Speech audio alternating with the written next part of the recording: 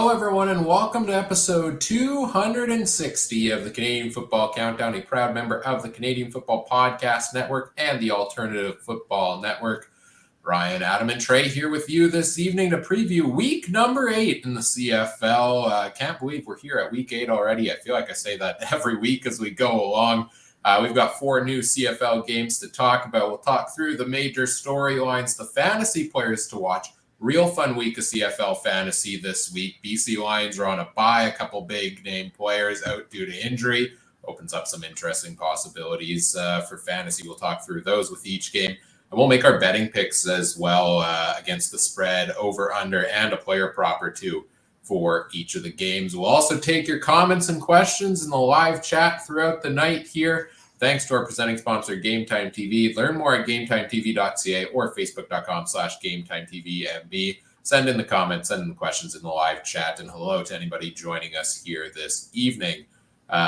Before we bring in the panel, we do want to acknowledge that the Canadian Football Countdown is brought to you from Treaty 1 territory, traditional territory of the Anishinaabe, Cree, Ojibwe, Dakota, and Dene peoples in the homeland of the Métis Nation, as well as from Treaty 4 territory, traditional territory of the Cree, Saulteaux, Dakota, Lakota, Nakota, and Métis Nation. All right, I'm Ryan, joined, like I said, by Adam and Trey. I don't have a witty intro for them, so let's just bring them in one at a time here. Adam, how are you doing tonight? Hey, I'm doing good. Got a little bit of a tough day over on the farm. I had a little bit of problems. Got stuck.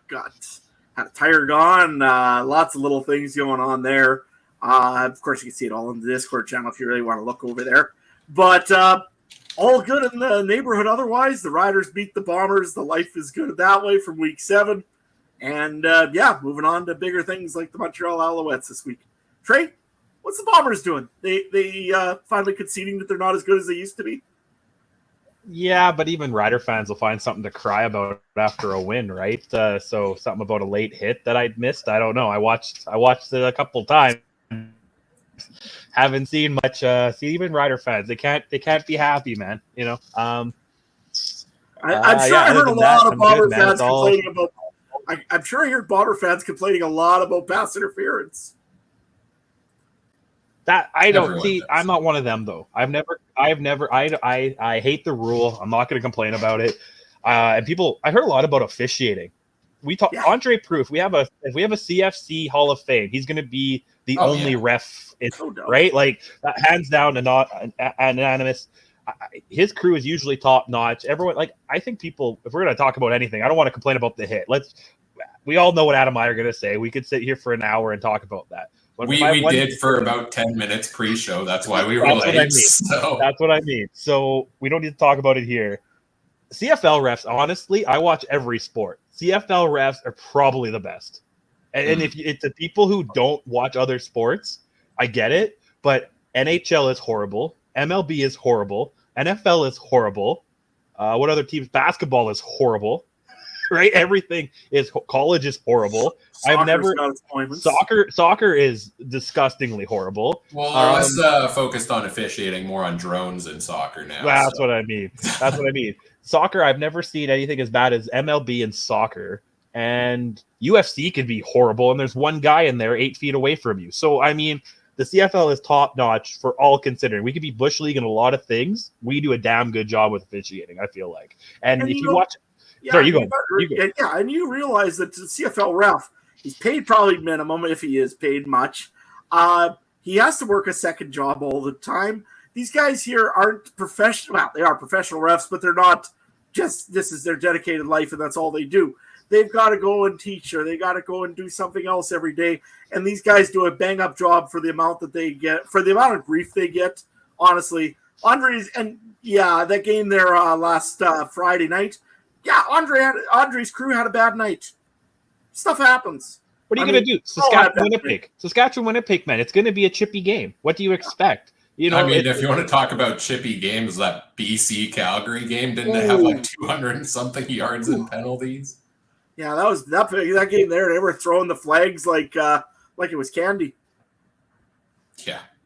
Not the brightest week perhaps for officiating CFL, but and a low-scoring week also this week. A little more low-scoring, a couple of upsets, a couple of Fun games in there still this week. If you missed it, we've got a brand new show added to our weekly lineup where Mike and I actually talked about all of that on Monday.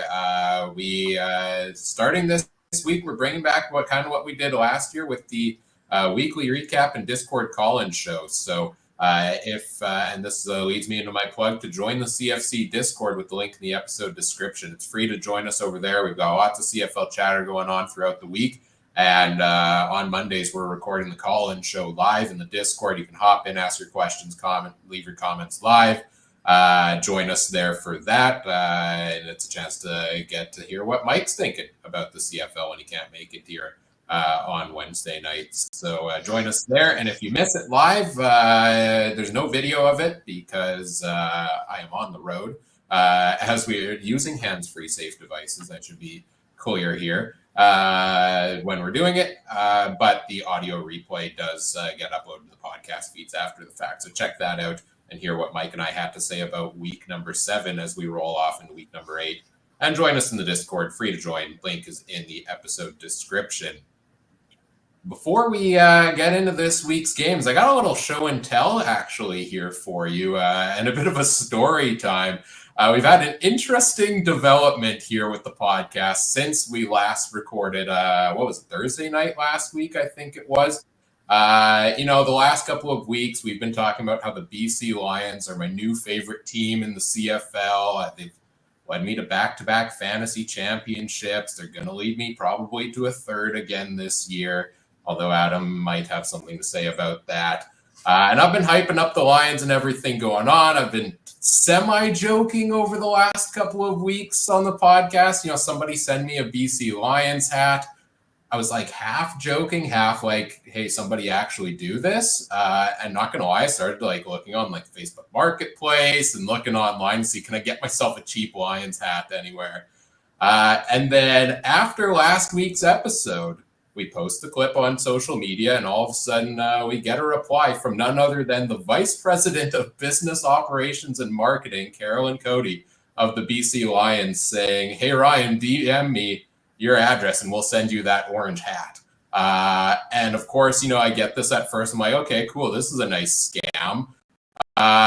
No. So I sent out the message, checked in, and indeed what ended up happening was Nick Kowalski, the manager of digital media for the BC Lions, had checked out last week's episode, had seen me hyping up the BC Lions on it, and had sent off a message and said, let's get this man an orange hat, a BC Lions hat. So a couple of days of shipping later, and you know what? I've been jealous of your guys' hat game here on the show, so I've got me my BC Lions hat sent by the Lions organization. I think it's appropriate. I changed the studio lights from blue to orange alongside this as well, and got a little package that had the hat. They threw in I got some stickers over here. Oh, boy. Not sure where I'll put those yet. A drink holder from the BC Lions, and a handwritten note even here from them with a friendship bracelet that says, now you can support your favorite team loud and proud. You're officially a friend of the BC Lions. So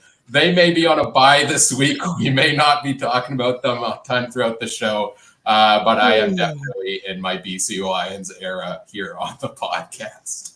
Hey, Trey, I just wanted to get it because you're the betting expert. How long is Ryan going to live when he puts those on his vehicle in Winnipeg? Oh man, I'll key his car. What are you talking about, man? He might have to hand in his season ticket now, man. I don't know about that. I'm just kidding. You look good in the orange. Orange suits you. I'll tell you. It is my favorite. It is my favorite color. Genuinely, it is my favorite color. So I'm happy to have the orange hat. I'm not sure how I feel about the snapback look. This is my first time. I don't know if I pull it off. Maybe folks can be the judge of that, but I don't know. I like it. I like the orange hat. So shout out to the Lions organization, Carolyn Cody, Nick Kowalski. I think the Lions are upper echelon of the CFL in terms of on and off the field product these days. I think they've raised the bar a ton with Amar Doman at the helm for the Lions organization, and top-notch team. And happy to adorn the hat and my fandom is 100% for sale. The other 8 teams around the CFL, let's talk. Let's see what you can offer me and the crew here to top this. I guess I've been talking a lot about the green Kool-Aid Saskatchewan, man. That hit was dirty. If it gets me a free hat.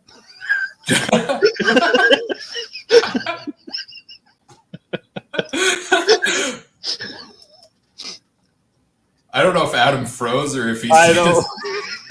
I couldn't tell either. That's a good posture. Oh, there he is. Yeah, that was a good freezing posture there. So, yeah, man. Anything's a dirty hit if he gets me a free hat, or maybe. You know what? I'll even switch my loyalty too. I mean, it was perfectly clean hit. If Winnipeg wants to send me a hat, I'm just saying. I don't mind blue and gold. Looks good. I mean, Trey took your Riders hat, so I think he owes you a Bomber one next time you see each other. So. My kid brought that up. He's like, "Is this not the team we hate?" And I was like, "Yeah, it's a friend's hat." Well, you got to give it back to him. And I was like, "Well, he lives like 10 hours away. I'm not mailing it. Good luck." 6 hours, by the way. Whatever. Then it's worth a day. Totally, yeah. Yeah, all the Tim stops along the number 1 highway, man. It'd at least be 10. There's at least, the Mooseman, Vernon, Brandon, Portage. Yeah. So got to stop everywhere, man. Deadly. I love it. Truly and only in the CFL, I feel like moment though, to have a team randomly reach out to send some swag this way. And I did mention when I checked in if it was legit, I'm like, are you sure you want to do this? Like, do you really want to ship this all the way to Winnipeg? And the response was, any opportunity to get more orange in Winnipeg. I mean, this is all free advertising, man, I guess. So, well, not free because what's shipping these days? Yeah, shipping ain't cheap. I'll say that. So No, but shout out to the BC Lions. Hope you all enjoy the bye week this week as we get into talking about this week's games on the schedule. Excited to talk about fantasy and betting and all that because I want to forget about last week. Awful week for me. I think I went 0-4 on all of my picks. So let's see what we do this week. I didn't keep track of it. I'll have to update that. I forgot to update that. So I think it's okay if you don't. Based on how I did. Well, let's talk about the first game here, though. The Saskatchewan Roughriders visiting the Montreal Alouettes, 2 juggernauts at the top of their divisions, except a little, walking wounded for both teams, I think is the storyline here. Cody Fajardo has been placed on the 6-game injured list by the Montreal Alouettes. Caleb Evans is getting the start. Shea Patterson continues to get the start at quarterback for the Riders, and they're going to be without AJ Ouellette and Keon Schaefer-Baker, 2 of their top offensive pieces there as well. You look at their records, and I don't think we had necessarily predicted preseason that here in Week 8 we'd be seeing the head-to-head matchup on Thursday night between Shea Patterson and Caleb Evans for the top 2 teams in the CFL. Adam, what are your opening thoughts here? Yeah, I think you're right. The storyline truly is the injuries. I mean, Keon Schaefer-Baker has something in his shoulder, not ready to go. However, the Riders can afford to kind of give him some rest. Ajo came in last week, looked really good. Didn't get the starting spot again because the Riders are so deep. Gave it to Keyshawn Johnson, which is strange to be the best way of saying it. But nevertheless, the Riders do have some depth in receivers, so right now they're doing all right. I think the bigger question is on the running game. AJ Ouellette did have a fairly good game last week against the Bombers. Maybe not the best of games, but he did get hurt. Has been kind of struggling a little bit with a hip issue. I think this week here they're bringing back Frankie Hickson. He's going to start this game. And then we'll see how much they rotate in some of the other players as well. I think Ratcevich has a very good chance of getting rotated in quite a little bit in this one as well for the Roughriders. Over on the Montreal side, getting off a bye week, so they expect him to be fairly healthy. However, Cody Fajardo, first of all, I want to say one thing. Jason Moss, if the guy's injured, the guy's injured. Don't bother playing games. Like, everybody could see that Cody Fajardo was hurt. He wasn't going to be playing this week. Herb Zawinski from the Montreal Gazette has pretty much called him out the whole week and said, no, he's not playing. He's out. He's not even in the building. So don't give us that, Jason Moss. It ruins things for betting and for fantasy and everything else because somebody might just hold on hope on Cody Fajardo. He's not coming. He's not playing this week. Will be Caleb Evans. What's your thoughts? Can Caleb Evans get the job done? I mean, he still has the same receivers that Montreal's had all season. Philpo's still Philpo.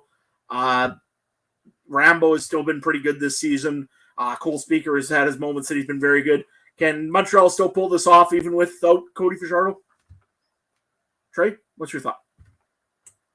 I think so. I mean, for different reasons, but we were talking all offseason and early in the season. Can Toronto get it done with their backup quarterback? And maybe Caleb Evans isn't quite as good as Cameron Dukes, but I think Montreal has better talent around him than Toronto might have. So, I mean, again, is it 6 games? Not likely. Probably Cody will be out for 4 weeks. Is that what the max or minimum is?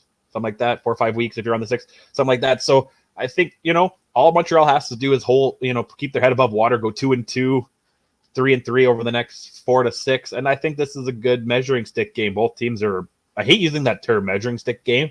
I feel like it's Mike's catchphrase every time he's on the show. But I think this is a good measuring stick game for both games. Saskatchewan, everyone's kind of not sure on them, but they are 5-1, and Montreal's the other way where everyone's kind of like, oh, no one's going to stop them. So I think Caleb Evans, and I don't really care about the mind games. It's funny when coaches do that. I get your point for betting, and usually I'm a stickler with the betting, but I think when it's clear as day he's not going to play, you're an idiot if you bet on him or put him in your fantasy. And even still, if you're a real expert in betting or fantasy, even if he's a game time decision, you ain't putting your life savings on that, right? So, yeah, I think I really like this game, and I'm glad it's Thursday because I probably have to work Friday and Saturday. So, I'm really excited to actually be able to watch this game on tomorrow. Yeah. My week's gone by weird. I keep thinking it's Monday or Tuesday, and I'm like, why am I talking to you guys? You can talk to us anytime you want, Trey. I know, but I'm thrown off. Somebody says make the BC hat permanent. I like it. Maybe it'll be a mainstay here on the show. I feel like I have to now after they sent that to me.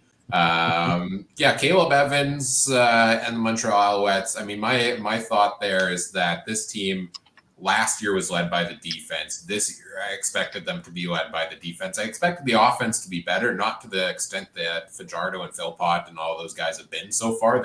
They've way outplayed my expectations up until this point. The intriguing thing for me is what are they going to do with Walter Fletcher this week with Caleb Evans getting the start, because he has had a combined 16 carries in his last 3 games, which is, basically just over 5 a game.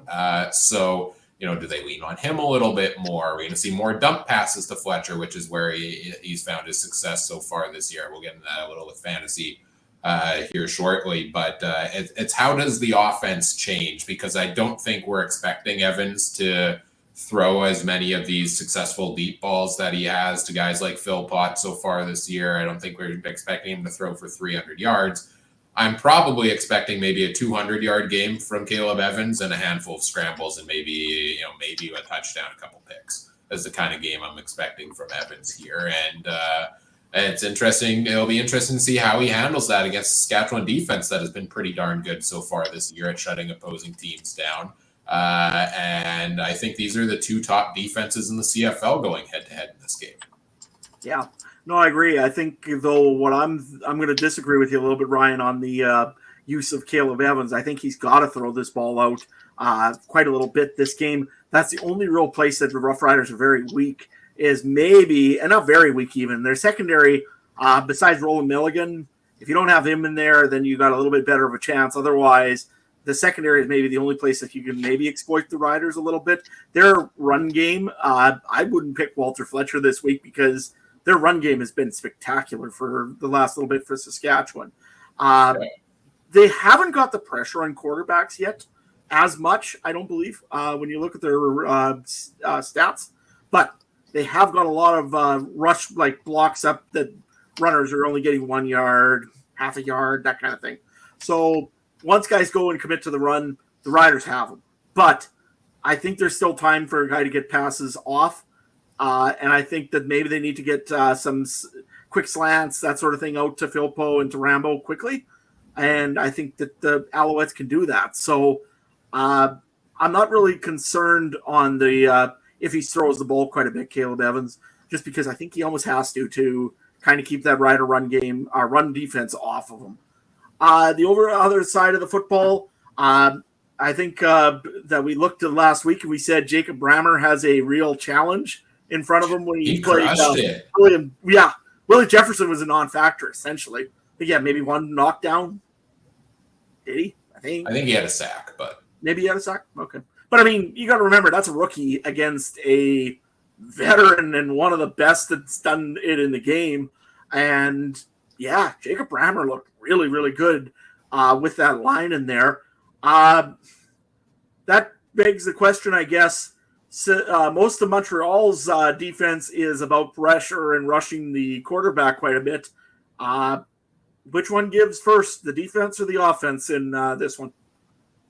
Well, to me, like I'm intrigued how Shea Patterson performs against this Montreal defense here, because they're going to get pressure on the quarterback. You know, we talked about Brammer facing Willie Jefferson last week.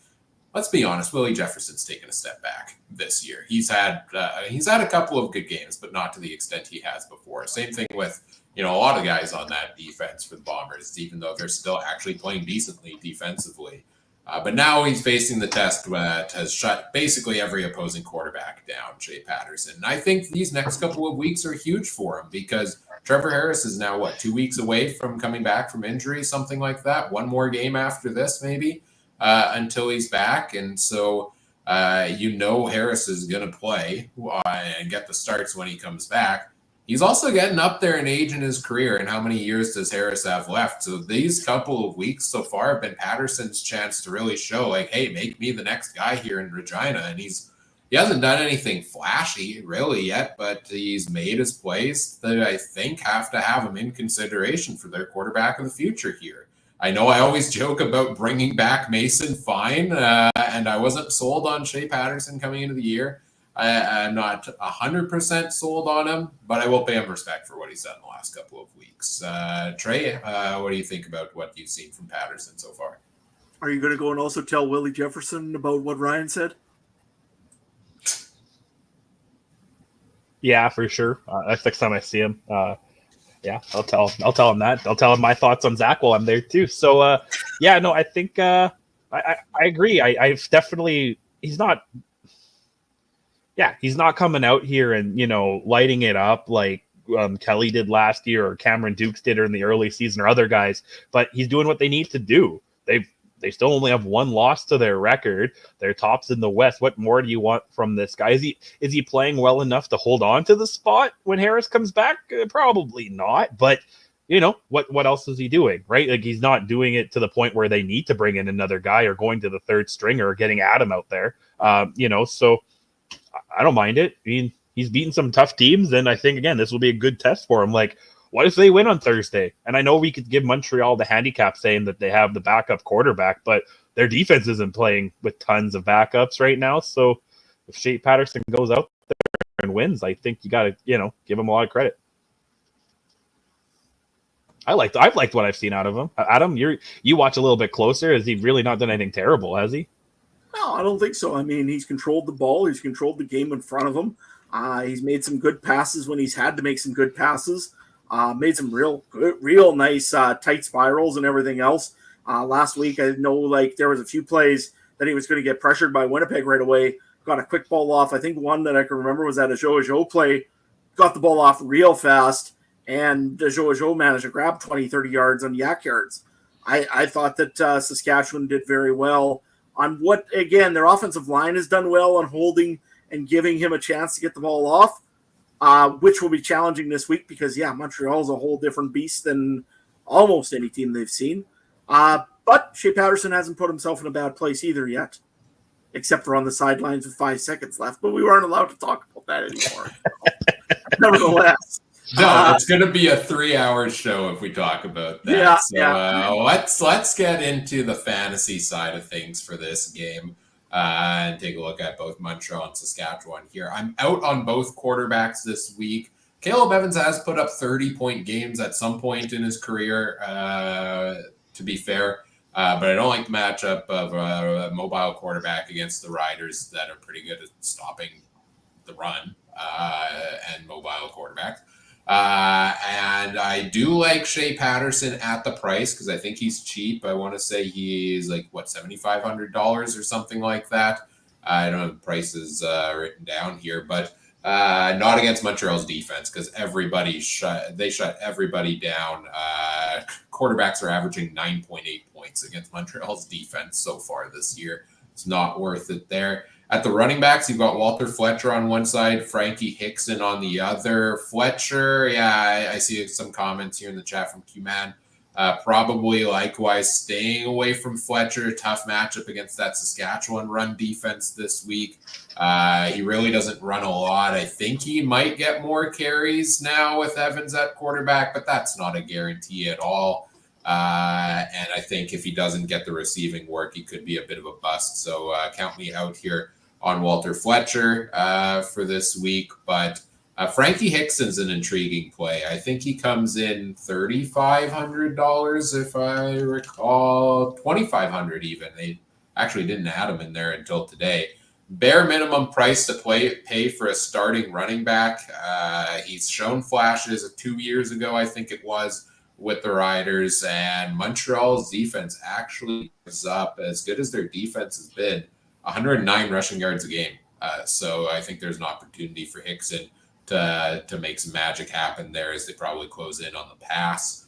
Looking at wide receiver on Montreal's side, Cole Speaker, Tyson Philpott are intriguing, but I don't know if I'm as likely to go in on Philpott this week with Evans at quarterback because I don't think he's throwing for as much as Fajardo.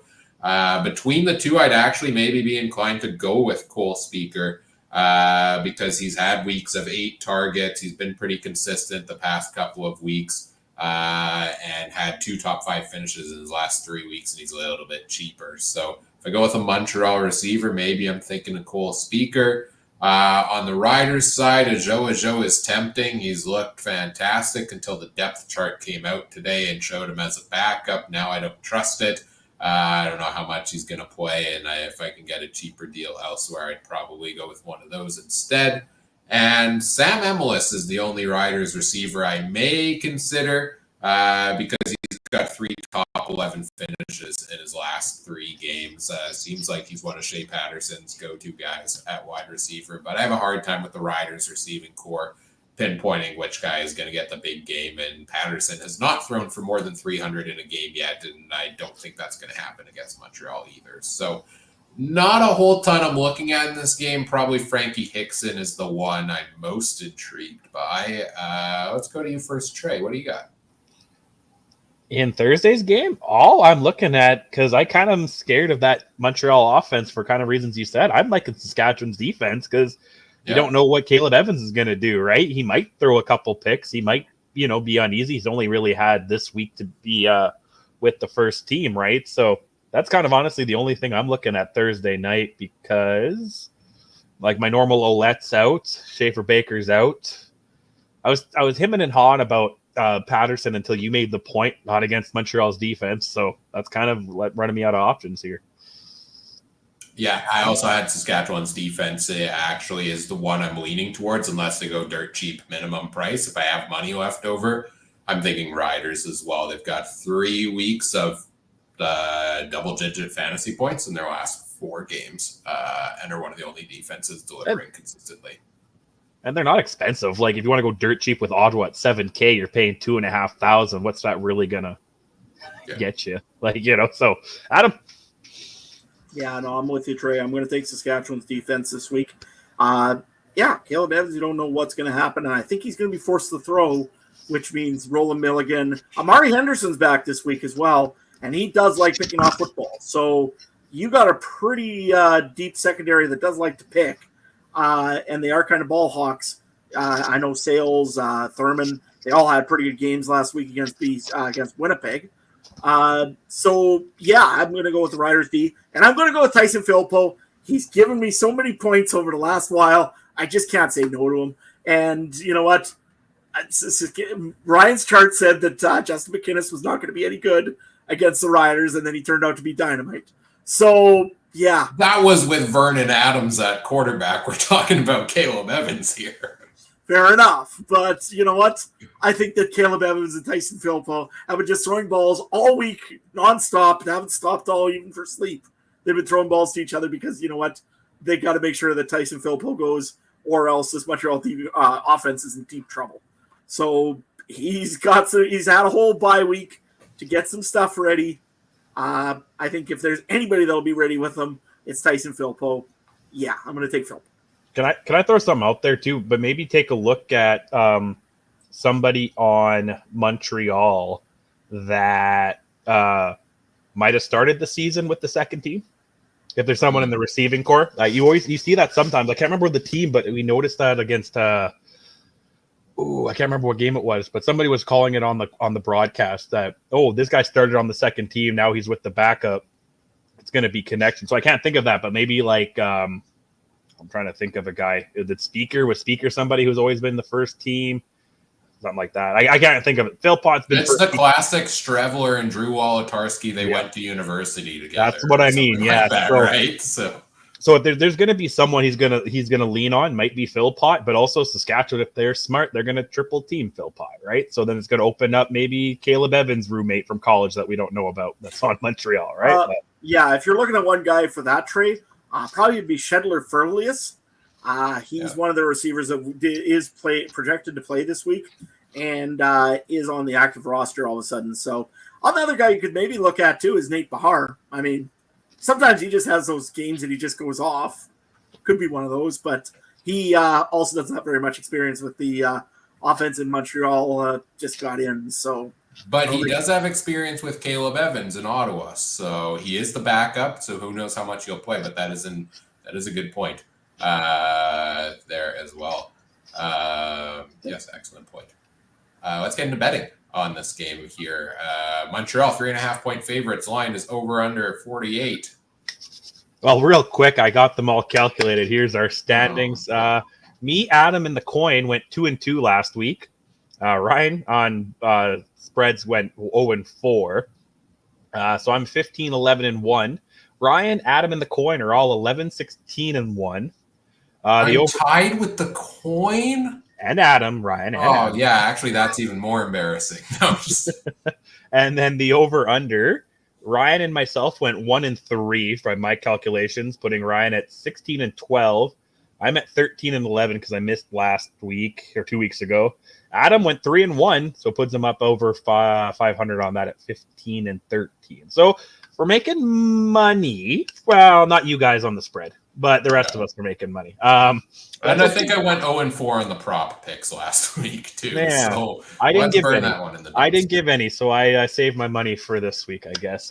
Big USD this weekend, so I tried to save some money. But yeah, let's stick with football. I actually, this is probably the first week I haven't actually pre-picked, so it's all going to be spear of the moment on the.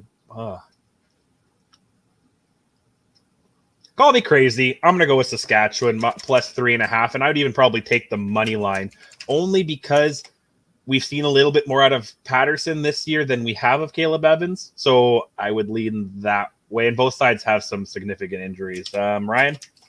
You just want a hat from the Riders. That's all it is. I'm going to stick with Montreal. They're coming off the bye week. We knew that coming out of last game that Caleb Evans was probably going to start this one. They've had a lot of time to prep with him. I think Montreal is better than just their quarterbacks, so give me the Alouettes in this one. I'll probably regret it again because I keep seemingly getting the Riders games wrong here, but I'm going to go with the under on this game, actually, though, because I think both, not rookie, but, backup quarterbacks for both teams, strong defenses. I think it's going to be a lower scoring game. I'll take the over. I didn't say that. Adam, what do you got, buddy? I'm going to go, and you know what? I'm wearing the Rider jersey and the Montreal hat just to see if I could mess with anybody and what I'm going to pick. But I'm going to pick the Riders because I think they will actually win this one. They play well in Montreal lately, and I don't know why. Maybe they go an extra day earlier now, or they don't let them go to the Montreal Strip. I don't know what it is. Nevertheless, the Riders have done pretty well lately in Montreal. Usually there's always a storm somewhere in the middle of it, and I'm sure they hate those horns in Montreal, but nevertheless, I'm going to go with the Riders. I'm going to go with the under as well because you're right, Ryan. It's defense. This is a defensive game with backup quarterbacks. So under and give me the Riders, and the coin is going with the Montreal Alouettes. Ooh. It's going. The coin's going against its picture. I'm still going to be tied with the coin after this game, no matter what. Player props. You guys got them up? I've got some up here to take a look at. There's not a ton for this game due to the unsureness of the quarterback situation, I guess. I can go first. I'll go with Sam Emilus over 48.5 receiving yards in this game. I talked about him as a maybe player for consideration. He's had over that total in his last 3 games. 2 weeks ago, he had a big game of 161 yards. I think he is Shea Patterson's at least one of his favorite targets. We have to remember Schaefer Baker's going to be out as well. That's more targets to go around. Give me Sam Emilus in this game. The one I've got for you, Walter Fletcher is 52.5 for the spread for over-under. On this one here for rushing yards, I'm going to go with the under on this one here because I think the Riders are going to be queuing up and looking for Walter Fletcher. And I think then afterwards they're going to try to ball hawk Caleb Evans and try to make him throw to beat him. So, yeah, Walter Fletcher, I'm going to go under 52.5. That's pretty scary, really. Yeah, officially, I'll go with the Shea Patterson over 1.5 passing touchdowns. I think, again, because I took the over, I think this one's going to be more of a gun show than we think. It's not up there, but I can imagine on game day, whatever Hickson is, I'll take the over on that too, if it pops up, because I think, watch him break one. You know what I mean? Watch him be like, hey, you started this guy over me, and then he's going to go and light it up and take the Thor hammer. I could see it. That's that's Montreal's weakness, right? Is their run defense over their pass defense. So let's see what Hickson can do as we move on to our second game of the week here, which is the Calgary Stampeders visiting the Ottawa Redblacks on Friday night. I believe this matchup is a very close game on the betting lines. Calgary on the road is a 1-point favorite in this game. Both teams, I believe, coming off wins here. Ottawa now at 4-2 in the standings after back-to-back wins over the Elks. The Stamps pull off the big win over the BC Lions this week and shut Vernon Adams down. Adam, let's go to you first. What's the big storyline here?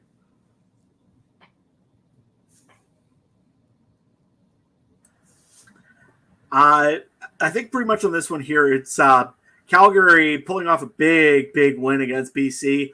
And I think mostly the way they did it was turnovers. They seem to be starting to get a little bit healthier in their secondary. I think DeMario Houston may play this game, may not play this game. He did get moved to the 1-game injured list last week. So it'll be interesting to see if he does play. That's a big piece for the Calgary Stampeders to start picking balls off. And you do have Drew Brown, who's kind of still, yes, he has been in the CFL for a little while, but he is an inexperienced, as maybe a little bit more of an inexperienced quarterback than others. Be interesting to see what Calgary secondary does in this game. Guys, what do you think? Trey?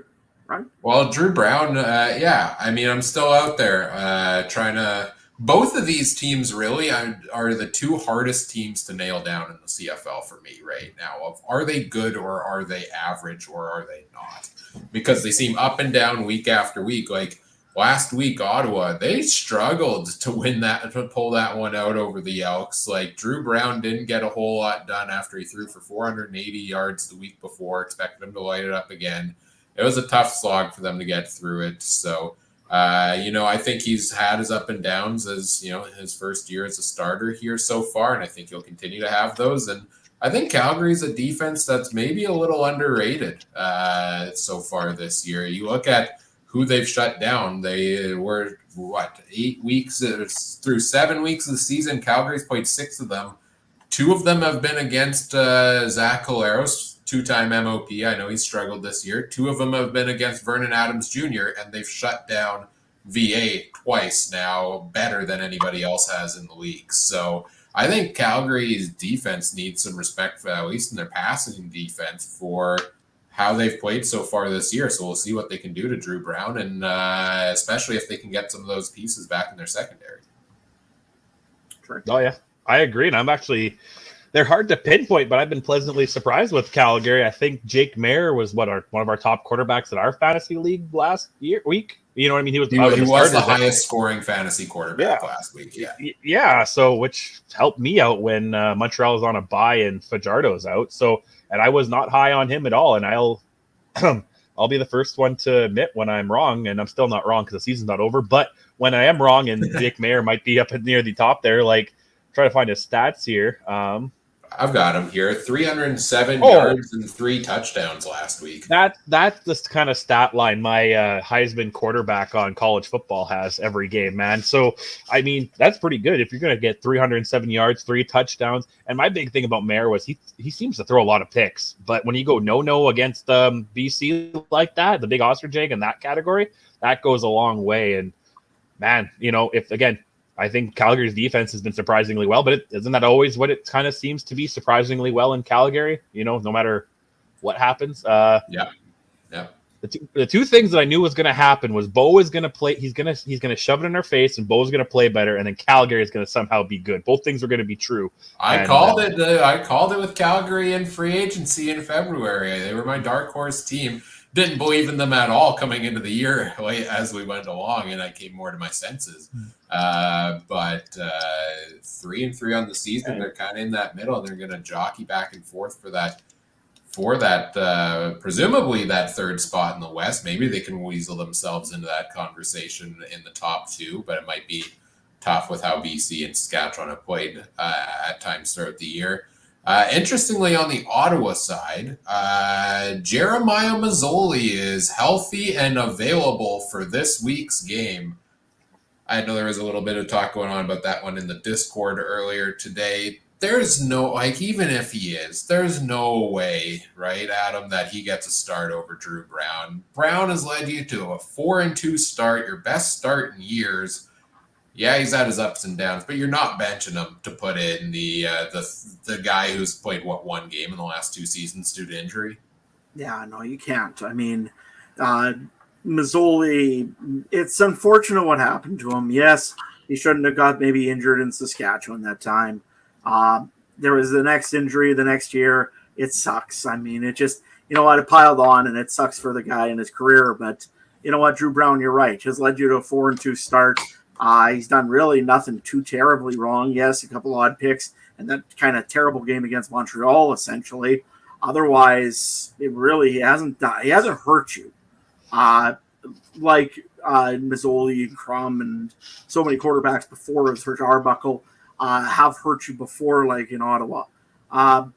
Drew Brown knows the offense. He knows the offensive line right now. He's got a new running back in Raquel Armstead that, again, Jeremiah Mazzoli's not used to these guys right now. I don't think he's getting the number 1 reps in practice. I'm sure it's Drew Brown. You just can't do it. I mean, if you got a blowout game and Calgary's dominating you and it's like 29-0 at the half, okay, that's a different story. Maybe you can do a swap, but otherwise you should not see Jeremiah Mazzoli in this game, right, Trey? I think this is pure insurance policy. We saw Drew Brown go down against Winnipeg a few weeks ago, right? And you got Crum in there and you got a couple other guys, but I think this is purely insurance policy, right? You want as many quarterback, we talk about running backs being a dime a dozen. Sometimes in football, quarterbacks can be too. We get a lot of injuries, and especially in the CFL, it seems like we run through guys. This seems to be one of the best years for starters, knock on wood, so far. But I think it's just insurance policy. Get him out there. Do I think he'll play it down? No, unless Brown, Crum, and Arbuckle all are in a car crash together. You know what I mean? Or they're all together at the same time and hit by lightning. Like, I don't think Mazzoli's going to get it down this year because I would go with all the other guys, but it's a guy to get in the building with a clipboard.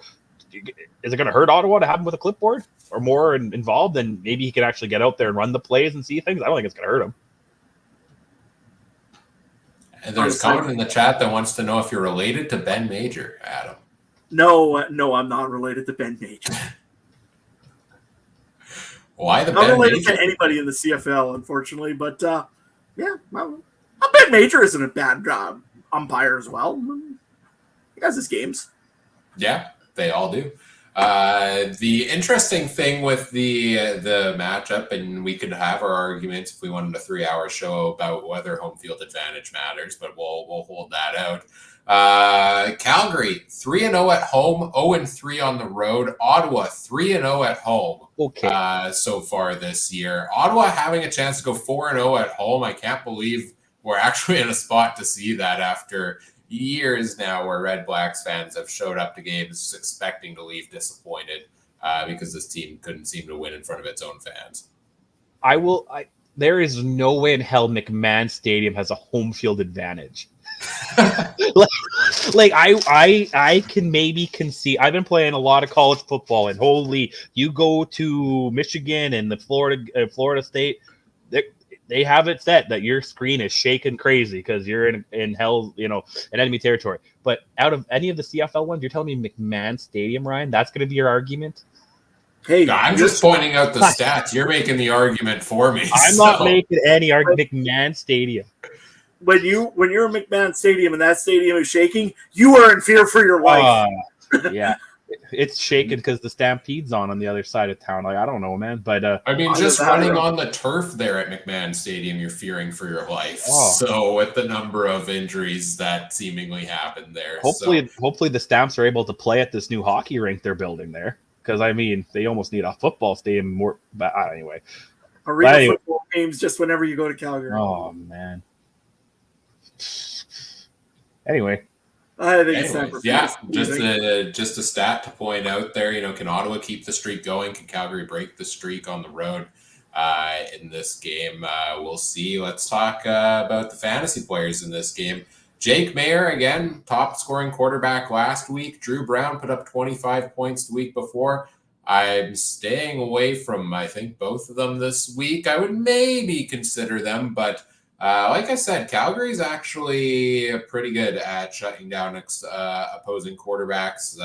Third best in the league behind Montreal and Winnipeg in terms of fantasy points allowed to quarterbacks here. So Calgary finds a way to shut them down usually.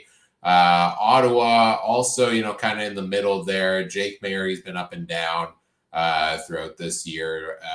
So I don't think I'm going either direction. I think I like some of the quarterback plays better in the later games here. At running back, Raquel Armstead continues to be a stud to consider putting in your fantasy lineup. What is his price at right now? He's up to $6,000. And he has finished as a top 5. So he's still a value play at $6,000, and he has been a top 5 finishing running back, including top 3 twice in his last 4 games. At least putting up 10 points, 11 points a game in his last 4, each of them, and he's getting some work through the air and some work on the ground, decent workload there. And I think Calgary does give up a little bit more to the run. Dedrick Mills is in consideration for me as well, a little bit here and there. He does get enough work through the air, like he's catching 2 to 3 balls a game. Mills doesn't have a touchdown yet this year, though, which is a bit concerning, and I don't honestly know if he put up one last year either. So it seems like Calgary running backs the last couple of years have just not scored touchdowns. They either pass it in or Tommy Stevens runs it. So I think that hurts Mills' value ever so slightly here. And at wide receiver, again, I don't like taking receivers on Calgary's side because I think Maier does spread that ball around and it's hard to pinpoint a specific one. But on the Ottawa side, I do like Justin Hardy. I continue to like him. He had a bit of a more down week last week with 11.3 points only, but still a top 11 finish there for him. He's getting the targets every week. And Khalil Pimpleton's the exciting new piece there at a cheaper price in the Ottawa offense. In his 2 games so far, 25.3 and 10.6 fantasy points. I was concerned after the 2 weeks ago that it was big plays but not enough targets, and then he got 9 targets last week. He is I think, found his spot in that Ottawa offense, and he is here to stay. And I think Drew Brown and him are going to continue to have a little bit of success here and there. Adam, what you got? So far, I'm going to switch my receiver right away, I think. But we're going to put in right now Dominic Rhymes. I don't know why. I just got a feeling with him that he's got to have a breakout game again. And traditionally, he's done very well against Calgary, though he did have somebody with an orange hat back in the day throwing to him. Yeah, those guys. So anyways, I'm going to go with Dominic Rhymes. Raquel Armstead, I think, is going to be my running back.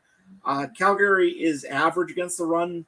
Again, these are two average teams playing each other, so it's hard to tell which guy to go with or who to go with.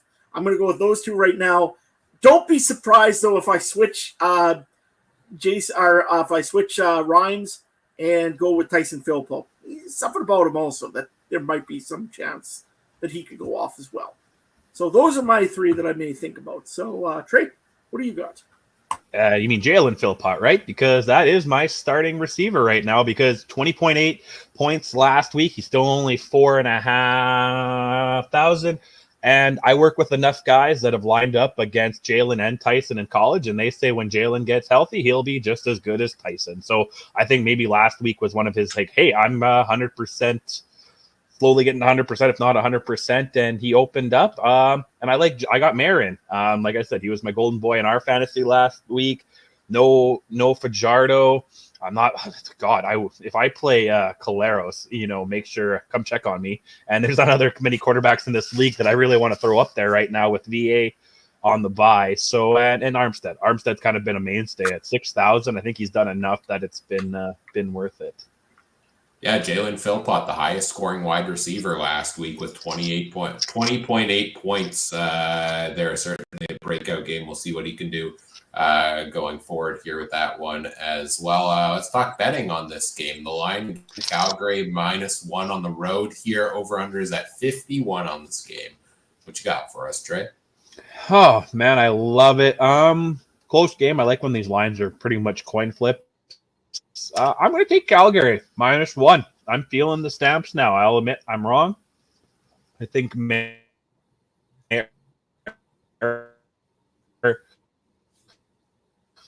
this is going to be a close game. It's going to definitely be a field goal game between the. You know what? Give me the over. So I'll take Calgary in the over. Ryan.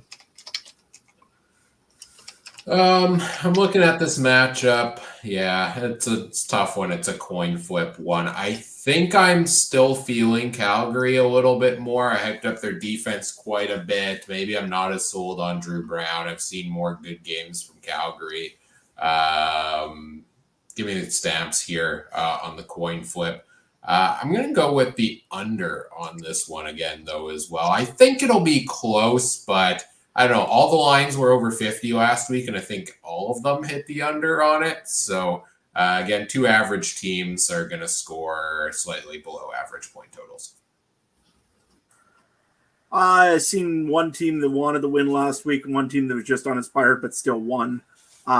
Honestly, they scored a lot of points, but it didn't look pretty when Ottawa beat Calgary. So I'm going to go with the Stampeders just because, I don't know why, Ottawa just feels like they're uninspired. I mean, when you go in, you should be wanting to just absolutely dominate a team like Edmonton. They just look like they kind of know, well, we want it. Great.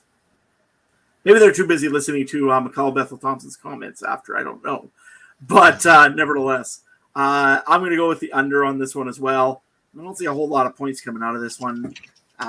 Neither team, I don't know. This is, again, an average game that just is an average time and an average week.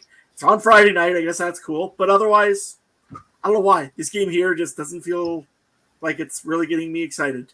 But yeah, to me, this would be this is other, like, you could look at Thursday being the game of the week because of where they are, but I almost feel like this is the game of the week because both these teams are on the line of early playoffs, right? Yeah. This game could be the big for crossover. It could be big for Calgary's trying to stay away from Winnipeg and Edmonton and try to catch BC and Saskatchewan. Like, I probably almost put this at the game of the week more in some capacities than Thursday. So watch them ball out, but watch it be 19-20, and to be honest, 19-20 in the CFL still can be pretty exciting. So, and let's see what what's the coin? What does the coin say? So we're going to sweep the Stamps, or is it going to go with the Redblacks? No, it is going with the Ottawa. The Ottawa Redblacks. There you go, Ryan. You got a chance to get ahead. Got a chance to beat the coin this week. All right. You also have a chance to go under the coin. Yeah, that's true too. Yeah, but that's not going to happen, right? You're really flipping the coin there, Ryan. Yeah. Could be a flip of the coin either way. This game honestly is. I should have flipped the coin to decide what I was picking on it. What do we got for player props on this game? Who wants to go first there? I'll go first. I took a pass. I like the quarterback ones the most, I think, because they get the ball every play almost, it seems like. Wonder how that works out. So I'm going to take Jake Mayer with the over 1.5 passing touchdowns because that also helps me in fantasy. So that's the way I like it. I often bet the way it helps me in fantasy. It's hard to bet against a player you have in fantasy because then, yeah. I think that's reasonable what you're saying there, right? Because if you're picking a guy in fantasy, you're picking him because you think he's going to have a big game, which would generally mean that you think he's going to go over the total. So I've accidentally done that in NFL where I have a fantasy guy and then I bet the under on him, and that was a very awkward Sunday at my house. So conflicting emotions on every play. Yeah. Oh, I need you to do good, but not too good. Yeah. You can get 1 yard touchdowns, but no yards, no big yard plays. I remember doing that the other week there. I was laughing because I knew the other guy had one of the Rider players, and I'm like, yes, the Rider scored, you bugger. Should you throw it to somebody else? Yeah. So it was fantasy football is cruel like that. Adam, do you want to go next? Yeah, for sure. I'm going to go with the receiving yards for one of the receivers here, Markham Michelle. I'm going to go with a over 51.5 points or yards. I think he's going to do pretty good tonight, this week. So he's been having better games with Calgary lately. I can't say anything about Reggie Bagleton because I still haven't found him yet again. But Markham Michelle's been doing okay. Yeah, let's go with over 51.5. Reggie Bagleton was the second highest scoring fantasy receiver last week. He still only put up like 50 yards, but that touchdown helped when the rest of the league kind of sucked last week. I'll stick with the receiving yards. I'm going to the Ottawa side. I'm going back to the prop that failed me last week, and I'm taking the Justin Hardy, don't call him Jake Hardy, over on here. 68.5 is the line. Last week, I think it was 70-something. He came in at 61 last week, and I feel like it was a little more down of a game for them. I think he's still going to be the guy that gets the most work there in the Ottawa passing game. So I will take that one on this game as we move into our third game of the week, which is Winnipeg Blue Bombers visiting the Toronto Argonauts here on Saturday. It's our Saturday game this week. And, both teams coming off of the Bombers coming off of a loss last week to Saskatchewan. The Argos coming off a disappointing defeat to the Ticats, handing them their first win. Both teams looking to get back on track in this game. Trey, I see you getting the whiteboard out already, so let's turn it over to you first. What do you want to talk about? Oh, man, this might be the longest part of the show. Hold on to a damn football, Dembski. That's one thing. I mean, that's a guy who's been in the league for as long as he has. Did he play for the U of M or did he go to the States? No, either U of M. Still learn how to hold. This isn't junior foot. I was watching. Okay, I'll set up Friday real quick because we have time. I was working at Cowboys. I'm outside checking IDs, watching the game on my phone, and the guy doing cover charge, big Rider fan. So he had a second earlier. I had a delay, so he was a second ahead of me. So after that fumble, I'm looking at the big play, and I hear him cheering, and I'm like, "What the heck's going on?" Big fumble. But anyway, I think Dembski needs to hold on to the football. I think they need to get rid of Zach or figure something out with the quarterback or offense. This offense is messed up. Is it Buck Pierce? Is it Caleros? Is it column A, column B? Adam, I'm curious because you're the only non-Bomber fan in the room right now. And be nice. What the hell's wrong with their offense? It's not your offense. It's actually the problem, which is going to sound crazy. It is your defensive that cannot go and hold a run game to anything. I mean, the average running yards right now for the Winnipeg Blue Bombers, and if I'm looking at this right, because probably I'm not, and I'm going to read this wrong, and then Brian's going to tell me all about it, but I'm going to still do it anyways in case I am right. Opponent rushing yards, Against the Bombers, 119.9 yards per game.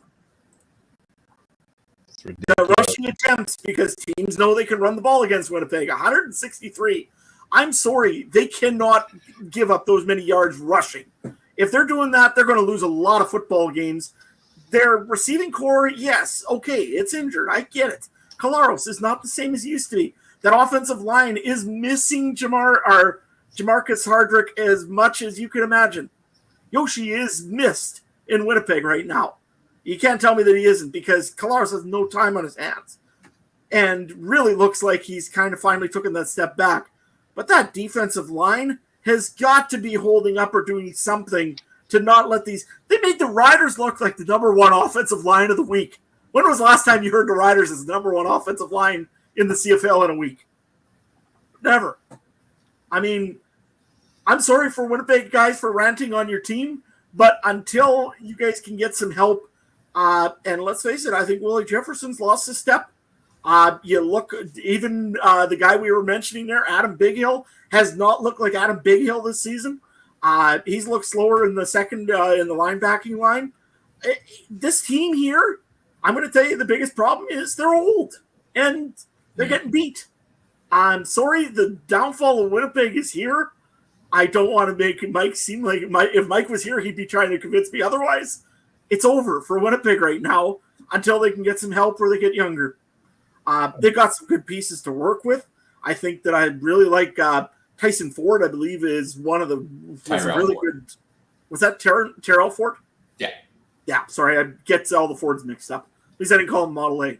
Anyways, Tyrell Ford is one of their best pieces right now. Hallett, I think, looks really good. There's some good pieces in that Winnipeg defense, but there are some that really need to go and take a seat until they can actually get themselves going. I don't know. That defensive line has done nothing. I mean, I disagree that it's on the defense, though. I think the defense has actually done better at shutting teams down this year than any of us are giving them credit for. Like I said earlier, opposing quarterbacks against the Bombers put up the second lowest totals in fantasy behind Montreal so far. They're giving up a lot to the run for sure, and that is definitely an issue for them.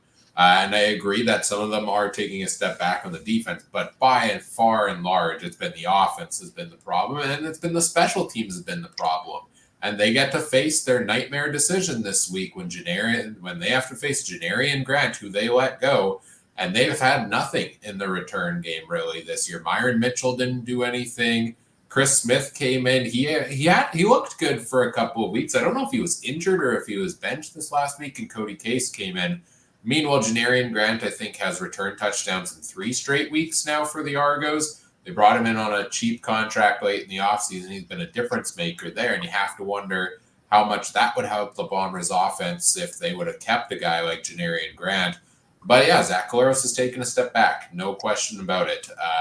And we all knew this was coming eventually. I think there was hope that they could stretch it out a little bit longer to get to, being competitive hosting the Grey Cup in 2025. But no, I think the downfall is here. And this is something Mike and I talked about quite a bit on the Monday show, the recap show this week. Go back and check that one out in the audio feed, but essentially of what are the options going forward for Winnipeg here? Because Collaros isn't your long-term answer. Chris Trevor is not your long-term answer. Is it Terry Wilson? Is it trade for Trey Ford? Is it, draft a quarterback, bring a new one in camp? I think there's a lot up in the air, and the Winnipeg offense has to get better here going forward. On the Toronto side of the ball, what do we make of the Argos? Because this is a team we talked about last week where 3-2 coming in. There's only 2 teams they lost to were the Montreal Alouettes and Saskatchewan Roughriders, top 2 teams in the CFL. And they drop a bit of a dud here against the Ticats. Almost get it back at the end, but don't know how to manage the clock properly as Ryan Dinwiddie does. Adam, what do you think about Toronto? I'm looking at this team, and I can see this is a team that really gets led by Kadeem Carey, who's actually had a pretty good comeback season so far for the Argonauts. Averaging the Argos are 5.4 yards per carry, which is pretty good. They've got a good rush. They got the most rushing yards in the league right now. Not just Kadeem Carey, that's everybody with 775 yards, and again averaging 129 yards a game. this is a big problem. Winnipeg, they need to shut down the run in this game or they will lose this one.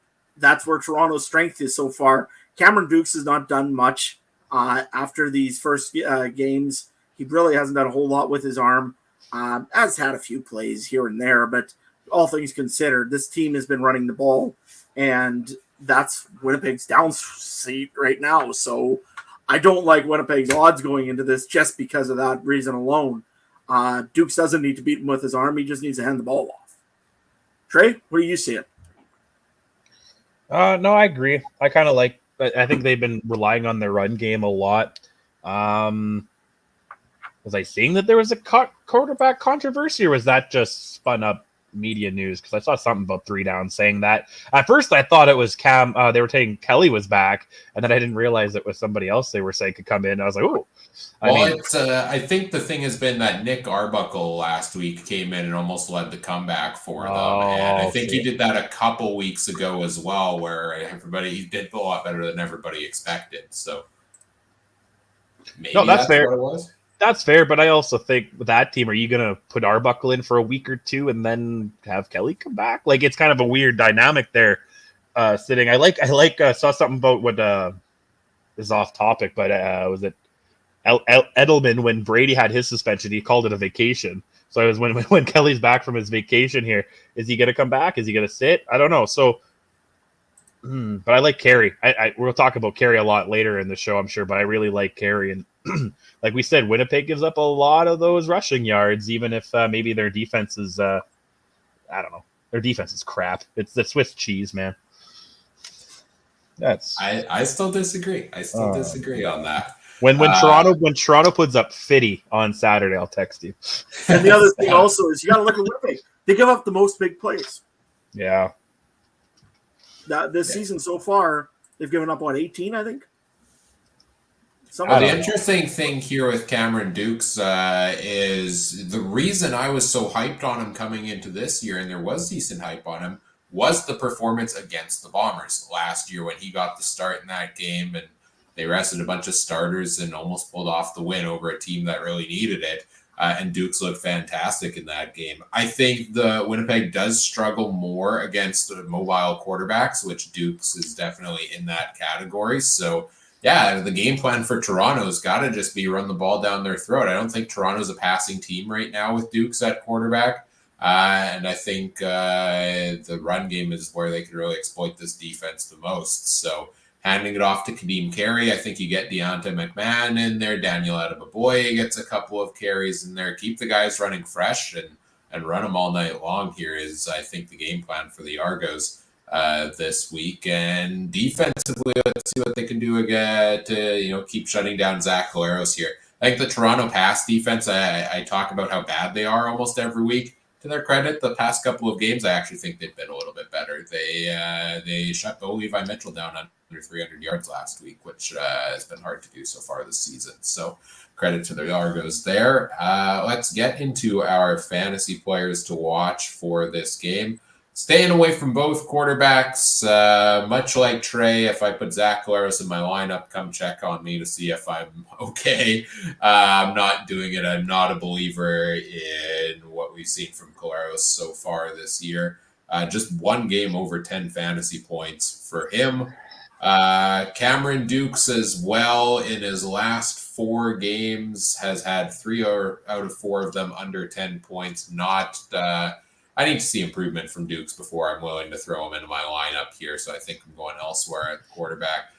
Kadeem Carey, we'll talk about him. I'm sure you guys are going to mention him at some point as well. We've talked about him already. I think he is one of my top running back plays of the week, given how much the Bombers give up.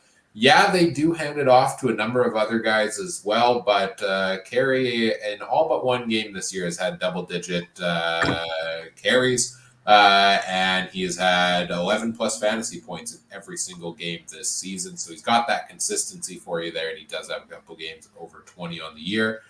Brady Oliveira, I'd consider it. I think they started giving him the ball more and more in the last couple of weeks, but the Argos do have a solid run defense.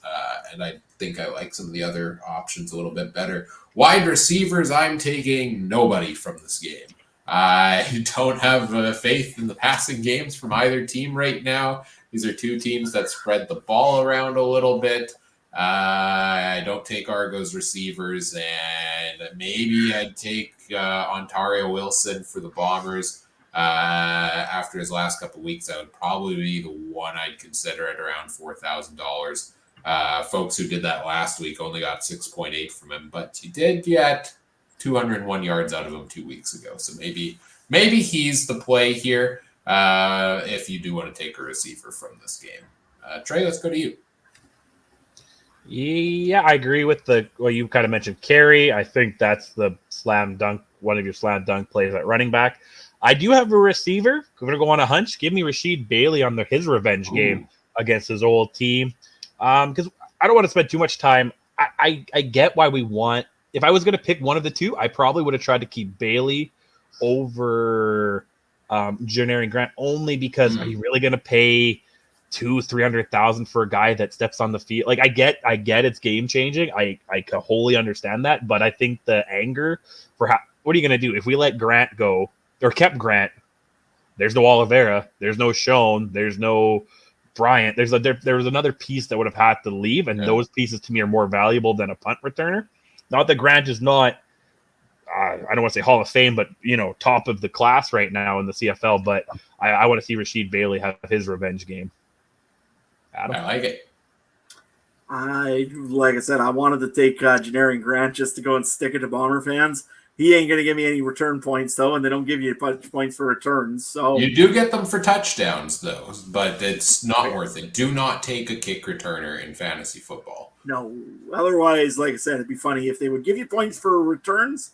I would probably think about it because Toronto's rated the number one return team right now in the league, and Winnipeg is rated at 9th.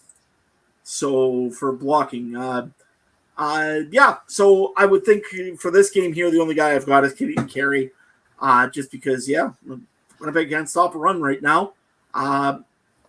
Sad to hear, but that's the way it is. So, I take Kadeem Carey. That's the only one I'm going with this week on this game. I would have actually thought about maybe Winnipeg's defense because they have finished top 4 fantasy defenses in 5 of 7 games so far. But the Argos have a really good offensive line, and Winnipeg's not getting that pressure. So I don't know if they're going to get enough pressure on Dukes to force those turnovers. So I don't like it this week. Betting picks for this game. What do we got? I've got one here for you if you want her real quick. Are we going to do the over-under and the spread first? Maybe we should. Let's do that.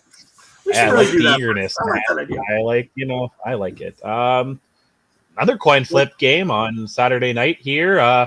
Argos, I guess, get home field advantage at BMO Field. 49.5 over under. Ooh, boy. I started taking Winnipeg and then they lost. Adam, you go first. Why not? I'm going to go with the Argonauts in this game here. The alarm bells are going to be blowing in Winnipeg like there is no tomorrow.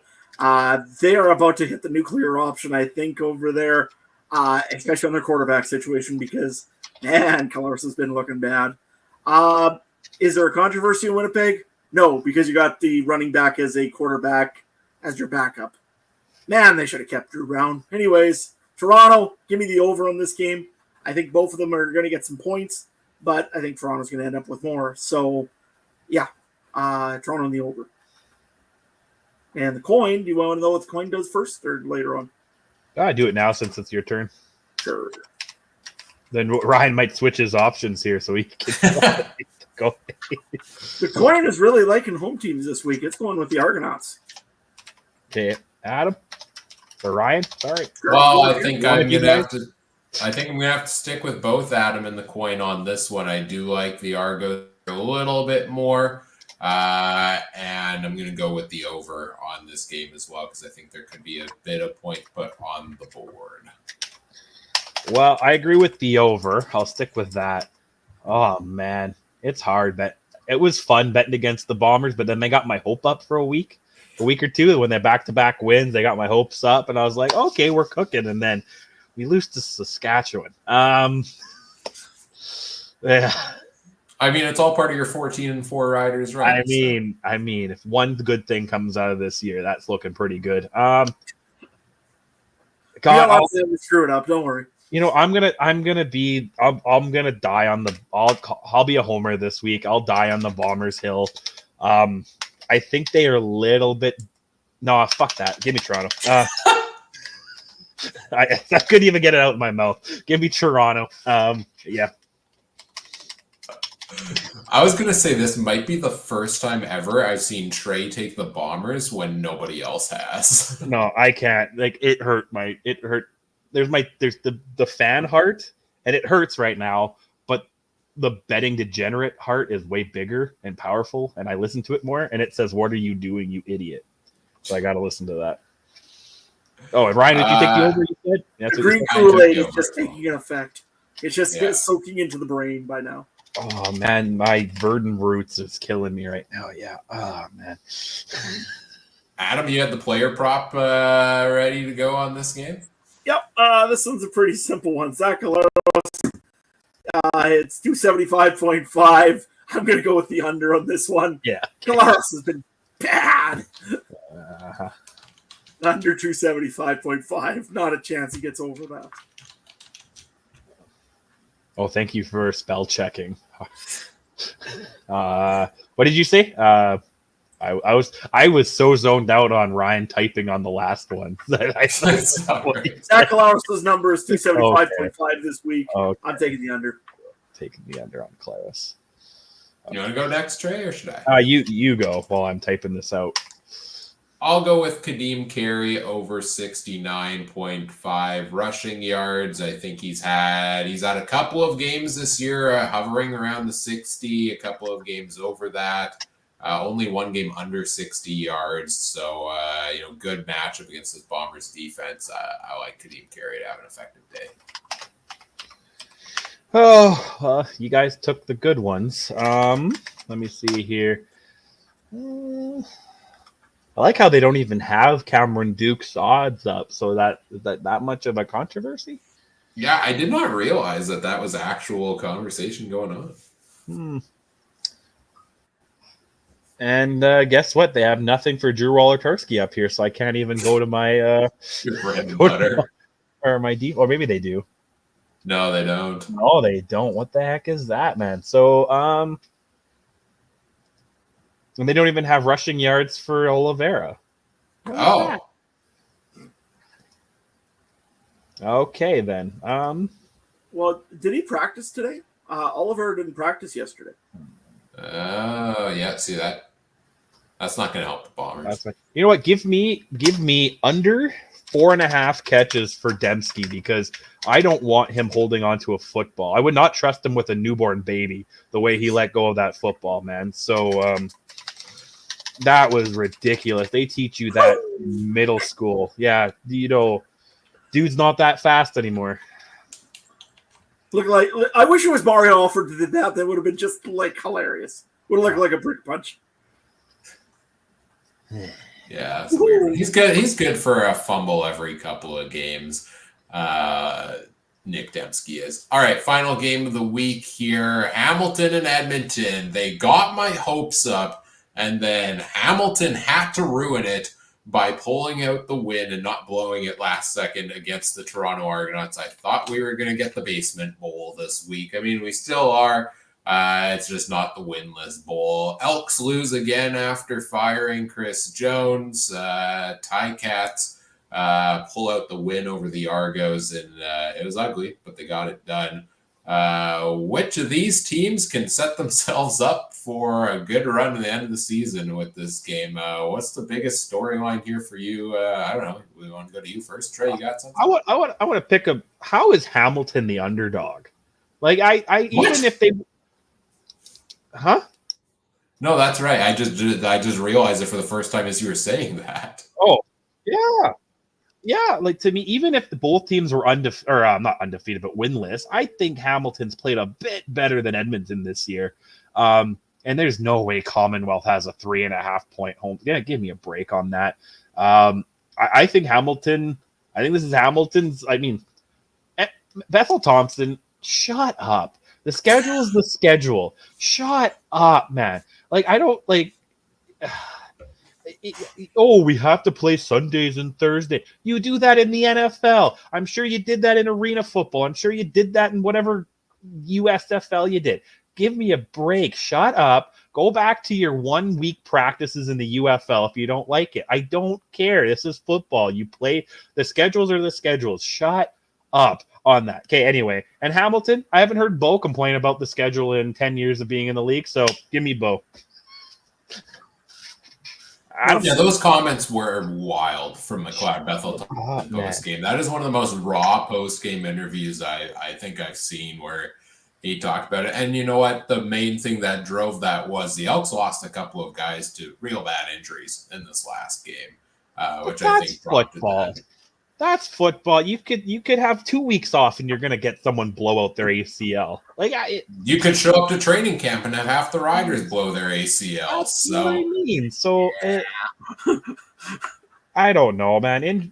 Shut up, man. Oh, there's a couple people in sports lately that are saying stupid things, and that's one. Actually, what I found more interesting about those comments that he had that night, the CFL ones, we shouldn't be playing here, that, or whatever. I don't care. You're an idiot. Don't bother me about that. But the one comment that really got me intrigued was, I don't like it when they pull me for Trey Ford because there's the odd play for Trey Ford now being built in for the Elks. He pretty much threw Trey Ford under the bus a little bit. Good team player there, McLeod, but nevertheless, I'm kind of intrigued to see what they do there going on more for Trey Ford and for McLeod Bethel Thompson. I like the trade up because you know what? One play you've got Trey Ford running the football, which he does well. Maybe doesn't read as well as he should, but he does run the football quite often pretty well.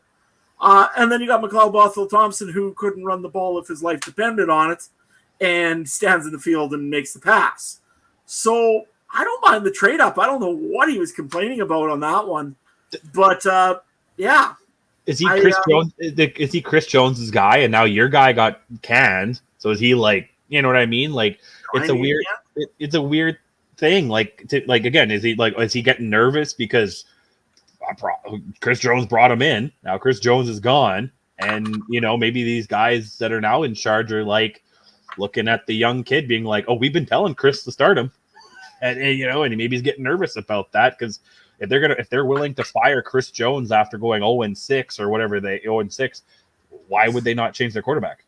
Honestly, Edmonton is turning into like an episode of Days of Our Elks. There's always something going on out there. It's always some sort of rumor. It's always some sort of gossip. Why is Trey Ford not playing? McLeod Bethel Thompson throws this into the media. It's honestly just drama over there all the time. And I feel sorry for the podcasters from Edmonton because, man, if you guys don't have anything to talk about for 3 hours, I don't know what you guys are doing because there's always something funny to talk about with Edmonton, whether it's new ownership, whether it's the quarterback going off, whether it's the backup quarterback who everybody wants to play, or what have you. I mean, I don't know. They're just not a good team, but they're sure making it dramatic. Right? Remember when we were saying that about your team, Adam, when we had all the random off-field stuff and the bowling trips and all that? We've come such a far way. Now we just win. It sucks. It's not as fun. I know. It's kind of, exactly. What did I say a couple weeks ago? Losing makes winning fun. That's my mantra. I know what I feel sorry. The ones that actually are losing in all this, though, are the Elk fans. Going to a game and your team is probably going to get trucked. And Commonwealth is such a big stadium, so probably goes in there from just lack of crowd. And the thing is, you're not even at the. You can't even this season go in and expect your team to get trounced. You can expect your team to stick in the game and then disappoint you at the last second because every game they're losing by 3 or 4 points, it seems, on the year. So something's got to give for Edmonton eventually. They're quickly going to be falling out of it in that West Division playoff race. I mean, they're already 6 points behind Calgary for third in the West, and that hole is only going to grow further and further. On the flip side here, Hamilton finally picks up their first win last week. Now they play an Elks team that hasn't won yet this season. If Hamilton can string another win together here suddenly, and they're 2 points behind Toronto if Toronto doesn't win this week. So Hamilton, I don't think is a team I'd count out in the East Division quite yet. I think the East is going to be a little bit jumbled this year, especially with Fajardo being out 6 weeks now. I think there's lots of room for movement across that East Division. And the big thing I think that was different for the Ticats last week is the defense finally stepped it up and they got it done. They shut down that Argos offense and they got their turnover. They forced a Cam Dukes fumble, took it back for a touchdown. And that's what we've been waiting to see, because you did the poll a couple weeks ago, Adam, and the offense is not the problem over in Hamilton. It has been the defense and it has been the special teams. And slowly but surely, maybe they're actually getting better after making that special teams coaching change. Yeah, I mean, you look at the defense, it's maybe starting to, and again, it's one game after the bye. You gotta consider that. Toronto didn't look the best that they usually do. That being said, Hamilton's offense has not been an issue, really. I mean, you're right. Shamar Bridges has looked good. I thought that last week he didn't because, I picked him for my fantasy. Of course he wouldn't. James Butler has not had a whole lot of yards to run on so far, and they are one of the lower teams for rushing. But you could see that changing pretty quick, because why wouldn't you use a guy like him to try to get some more yards? And Bo Levi Mitchell is in a renaissance. I mean, the guy was a great pickup for Ryan. Maybe not for $100, but he was a good pickup for Ryan. I think he's one of those guys that's really looked great all season. They're number 2 in offense right now, Hamilton. When you look at how many yards they have for total yardage, only behind the BC Lions. So wow. Hamilton has done very well in offense. Their defense, let's not talk about that too much. Averaging about 6.93 yards per play, which is the only one worse is actually Calgary at 8.26 yards per play to give up. So, like I say, Hamilton's got some work to do still on the defense. They are getting a little bit better every week, it seems. They're going to make it interesting in the East, that's for sure. Ottawa's one of those teams that they could easily turn around and catch, and if Calgary or Edmonton really can't get it turned around, or Winnipeg can't really get it turned around, there may not be a crossover. So, like I say, it's just a matter of catching Ottawa. Ottawa or Toronto, right? Are we sold on Toronto not jumping that far ahead? I'm certainly not at this point in time. It's funny, you mentioned Hamilton being a top 2 offense in the CFL in terms of total yardage. How much of that is garbage time, though, right? Like, does that tell the whole picture? Because I've seen a lot of games where they're down multiple scores late and Bo's going to lead a drive to get them back into it, but not close enough. And there's a reason they've only won 1 game so far this year. So I don't think that paints the whole picture. I think if you compare them to BC has been still by far the more dominant offense consistently because they haven't been playing from behind like that. But again, I don't think the offense is the problem for Hamilton. Anything from you on the Ticats here, Trey, or do we want to jump into fantasy? I'm good to just go with fantasy, man. Yeah. Sounds good. Then let's get into it. Every game we've talked about so far, I've said pass on the quarterbacks. This is the game where I'm considering both options. And this is the reason, the reason I spent $100 on Bo Levi Mitchell was a joke. But he's my starting quarterback in our league this week without VA, and he's honestly probably the quarterback I'm playing in Game Zone Weekly Fantasy here. Is Bo Levi Mitchell. He has, in his last 5 games, he's got 3 finishes in the top 2. Top 4 finished there as well. A couple of weeks over 20 games, 20 points on the year. And again, the Elks, I'm not sold on them defensively either. Bo has been throwing for almost 300 yards a game. Let me see, just looking at his average on the year. He's averaging 323 a game on the year, a touchdown pass in at least every game here as well. I actually like Bo Levi Mitchell as a fantasy play this week with no Vernon Adams. I can't believe I'm saying it, but start Bo Levi Mitchell. McLeod Bethel Thompson, I would consider it against this Ticats defense, but if they're turning the corner a little bit, I would rather play Bo than I would MBT. But he's another guy that is going to throw a lot every game. He's got every game but one this year. He's thrown 35-plus pass attempts, which generally leads to a lot of yards if enough of those get completed. So those are two intriguing quarterback plays. Running back, stay away from Kevin Brown because he has not passed 10 fantasy points once this year. Really regretting him in my first-round fantasy pick in our preseason draft this year. They're just not giving him the ball. He has had more than 10 carries only once this season. But James Butler, I think, is one of the top running back plays of the week. We talk about running backs against the Edmonton Elks. They are the team that gives up the most fantasy points to running backs in the CFL. And James Butler has put up 28.5 and 20.3 in his last two games. In his last four games, James Butler has 213 receiving yards. He has been involved heavily through the air. He has been involved on the ground. Maybe not as much the last couple of weeks, and he did pick up a touchdown last week. I really like the Butler play this week for the Hamilton Tiger Cats as one of my running back options. At wide receiver, a couple of interesting plays for the Elks. Eugene Lewis, I think, is maybe turning a corner in this Elks offense and getting a little more involved in the last 2 weeks. 6 of 6 for 89 yards 2 weeks ago, 7 of 12 for 74 last week. He's getting more usage finally in this Jarius Jackson offense here, and 2 top 10 finishes in the last 2 weeks. So I might be in on the Eugene Lewis train this week. Curly Gittins Jr. has a really favorable matchup here as well. The Ticats give up an average of 20 points a game to his wide receiver position. But he's kind of trended downwards the last couple of games, 8.7 and 7.7 in his last two. Still getting the targets, but 6 catches for 17 yards last week. And I think his longest one was like a 10-yard catch. So he had 5 catches for a yard apiece. After that, he's getting the targets, he's getting the catches, but not putting up a ton of yards. And I am still on the Shamar Bridges train, even though he lost me some fantasy matchups last week with just 1.4 points. Again, I'm expecting big game from Bo. Bridges is a big part of that. And I think last week was a one-off where he only got 3 targets and 1 catch, and maybe they were guarding him a little more heavily.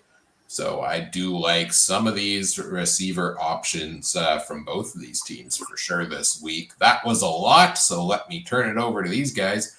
Adam, what you got? Yeah, pretty much what you just said here. I got lots of Hamilton, which is starting to get me a little bit tired. Like I said, I don't know which way it'll be, but I'm going to probably go with James Butler for sure. I mean, he's been good, looks good. I think Edmonton, you're right, gives up a pile of offense on run. Usually. Don't take Kevin Brown, especially in your first-round picks. I was just going to mention that one, too, while I was at it. Yeah. And then quarterback. Yeah, I'm crazy enough. I'm going to do it, too. I'm going to pick up a certain quarterback from Hamilton. Going to probably play him. Not going to say which because Ryan will be too happy about that. Who else do I got in here? Shamar Bridges, I think, has a great chance to have some big yards this week. So I'm going to probably throw him in, or I'm going to maybe throw Tim White in. Tim White hasn't had the greatest starts this season, but he does turn around usually after bye weeks, and then he gets going. So it might be time for Tim White. We'll see how that goes. But yeah, there's lots of other guys that can go on in Hamilton like you just did already, Ryan. And I'm not going to go and bore everybody with that again. So, Trey, who do you got in this game? I don't have any Edmonton guys. So, yeah. Who do you got? Yeah, I got no Edmonton. If I am, again, I've kind of not been too bad with Gittins Jr. This year. But, yeah, on Hamilton side, I just got Shamir Bridges right now. I kind of have everything else locked up right now. But, yeah, that's fine. Got tons of budget left, though. I feel like I wish you got points or something for budget. You know what I mean? Like, yeah. Because again, if you're getting a bunch of points with extra money, that should be a good thing. But Hamilton's defense as well, cheapest defense available, $5,500. They did get a touchdown last week. They are playing the Elks, who struggle on the offensive line. That would be one of my top defensive plays this week for sure. Let's get to our betting picks for this week's game, or this final game of the week, which has the Elks favored at home, like you were talking about earlier. Yeah, thanks, Austin, in the chat. I have no idea how in hell Hamilton isn't a 5-6 point favorite in this one, so it's a slam dunk. Bet the Ant Farm on Hamilton plus 3.5, I think. But watch me be wrong, but I think they're the better team. Even if they lost last week, I think they're the better team, and now you give me 3 points to play with? Oh, baby, that's Christmas. So give me that. And the over-under 52.5, though. That's a pretty big one. I'm going to go under on that one, Ryan.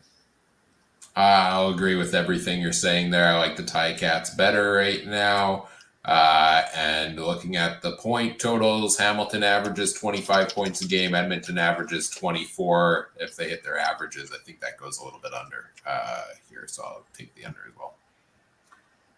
This is one of those games that I regret not having one of those massive locks and going and slamming it in because, Hamilton I would take in a heartbeat on this one, and I'm going to take the under in it as well. I don't see either team really doing a pile of offense, although both teams aren't really good at defense either. So, yeah, spoiler alert for the next, however many weeks of the podcast, I'm not taking the Elks until they win a game. I'm just over it at this point in time. What does the coin say, though? Oh, the coin. Let's see what it says. The coin's going to take Edmonton. Nope, the coin's taking Hamilton. Even the coin knows better than that. And then we got prop bets for this game. Anything against the under Edmonton?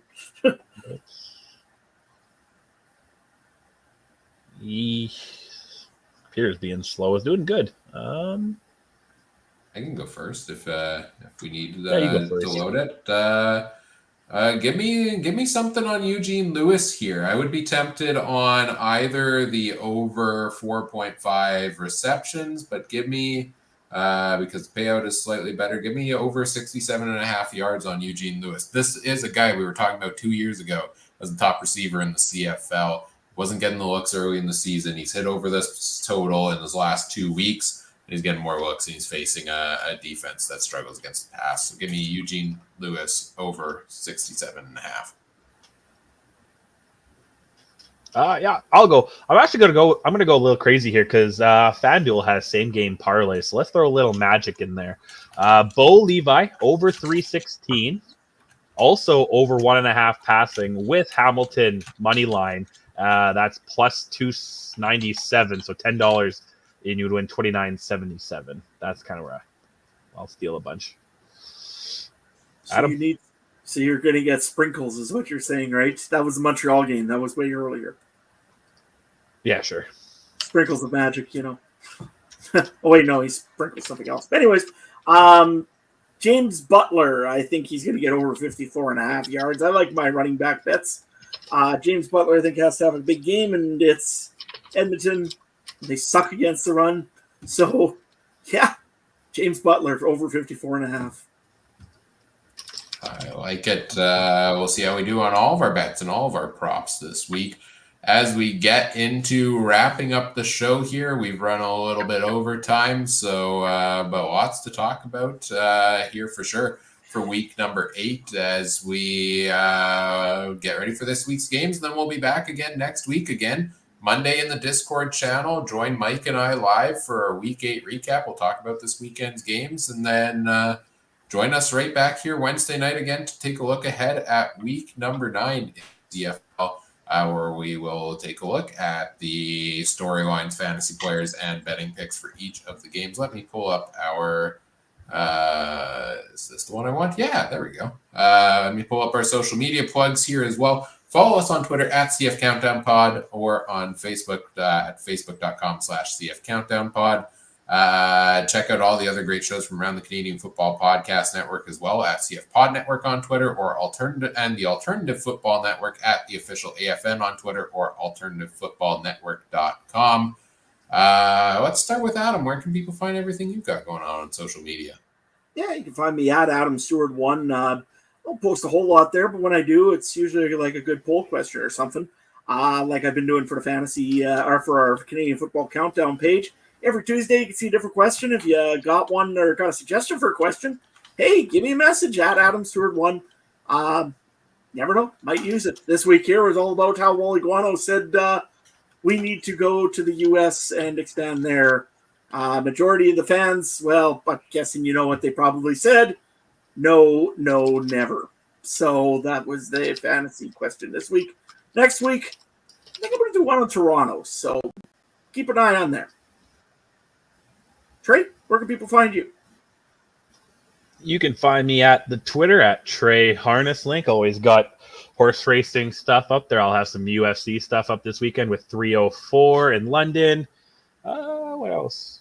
Oh, yeah, I'm going to, if you want to check me out on the Discord, I think I'm going to sprinkle in some Olympic bets in tonight. We got some women's handball starting at 2 a.m. tonight. So let's throw that in there and maybe some men's rugby tomorrow. Let's see. The Olympics don't officially start till Friday, but some things already started. So that's a good way to, because I was looking at here. There's who's the biggest underdog? Whatever Angola is plus 1,900 against the Netherlands in women's handball. So let's see if we can, yeah, we'll see if I'm trying to do some quick studying here to see if it's so. I feel like there's got to be an upset. America almost lost to South Sudan in basketball the other day. I thought so. Not men's in basketball. Yes, it was. Yes, it was. I mean, the American there. Yeah. They got LeBron. They got Curry. Would have been an upset. I don't think the men. We're gonna. This is a whole other podcast. I don't think they're gonna win, but there's some good teams in basketball. But yeah, for sure. Remind me after the show. Set up an Olympics channel in the Discord for anybody wanting to chat about that, which you can check out with the link in the episode description. Free to join us over there for that. You can follow Mike on Twitter at Mike Garrell to check out what he's doing in between as well. If you're a CFL team that would like to send me a hat, you can follow me on Twitter at CooperTrooper42. If you'd like to send me another one, shout out once again to the BC Lions for the gift they sent me this week. I hope I did you proud with wearing it on today's show. And yeah, you can find me on Twitter at CooperTrooper42. And check out on the CF Countdown Pod account. Adam mentioned the poll questions. Trey's got the power rankings. Didn't get a lot of heat on your power rankings this week. Maybe people finally agreed with you. Yeah, maybe. That sucks. Okay, got to mix it up. Put it in the randomizer next week, and see what people say about it. We've got your top fantasy scores going on there as well. I post every week.